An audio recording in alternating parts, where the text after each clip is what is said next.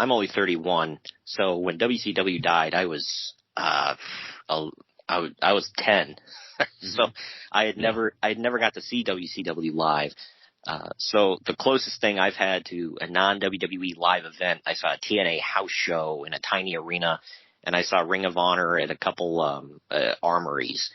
So when I got to see Dynamite, it wasn't quite as big of an arena as like WWE would run, but it was the next biggest one in town in Cincinnati, and that was an experience. It was, seeing WWE live is definitely a great experience, just for the atmosphere and everything. But there's something to be said for, variety, Competition is good. For sure, yeah. And I imagine competition for, the wrestlers and personalities too. It's like there's not just one game in town that can pay them a living wage, Mm-hmm.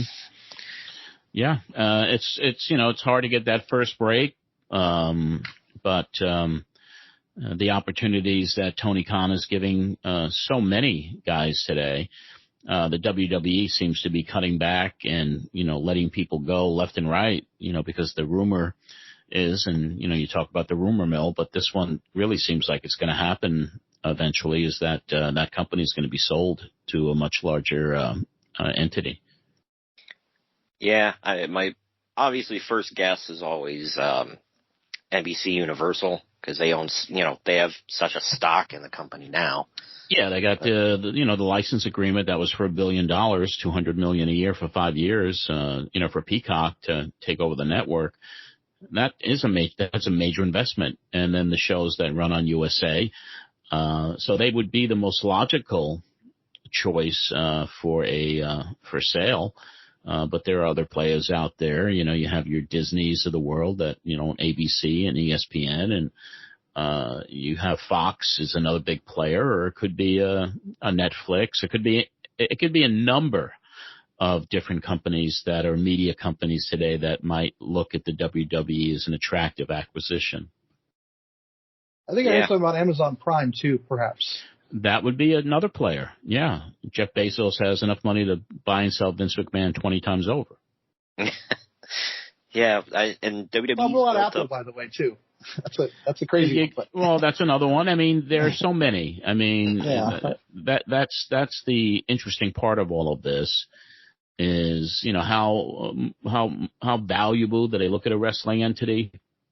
I always look at NBC Universal and Disney as primary candidates for an acquisition because of the ability to monetize the intellectual properties, perhaps at a theme park. That would be a WWE-based theme park, a real museum Hall of Fame type of situation.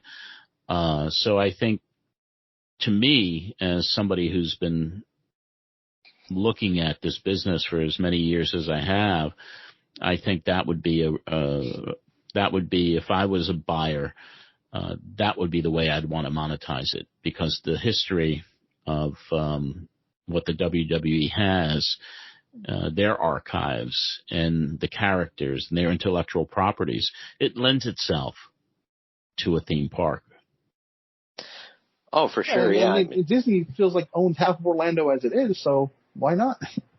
Yeah. So, it's going to be an interesting question to see. It's really going to be interesting how to see it develops. And I think if they're going to be sold, it will probably be within the next 12, 24, 36 months. But I think it's coming, and I think it's going to be coming in this decade. You think it'd be like a UFC type thing where someone new owns it, but the old people run it, like Dana White currently does? I don't think that would be the case. I think that whoever's going to buy it is going to put their own people in place. Vince is no spring chicken. He's in his mid-70s to late 70s. He's, not in the best of health in regard to the energy level, and the creativity is pretty stagnant. You have Stephanie, who is just a brilliant businesswoman who, maybe there's a place for her. Maybe there's a place for her husband, Paul Levesque. Whether Shane gets involved or not, who knows? I think it's all up to speculation, and anyone can guess what would happen in a sale like that. But I do think that whoever buys it is going to want control, and I don't think it'll be a family-run business by any stretch of the imagination. Yeah, it seems like they're setting up for something, because it just, when you see, it's not just one release here or two releases there. It's like large loads of. I don't want to call anybody dead weight by any stretch of the imagination, but it's people that they're not featuring on TV, or they haven't really. If they have been on TV, it hasn't been a featured spot or backstage people or something, So, I mean, then there's office personnel, and there's production staff, and there's a lot of cuts that are taking place. There's a lot of what you call scrubbing it up and making it look good for a potential buyer. There's a lot going on behind the scenes there right now.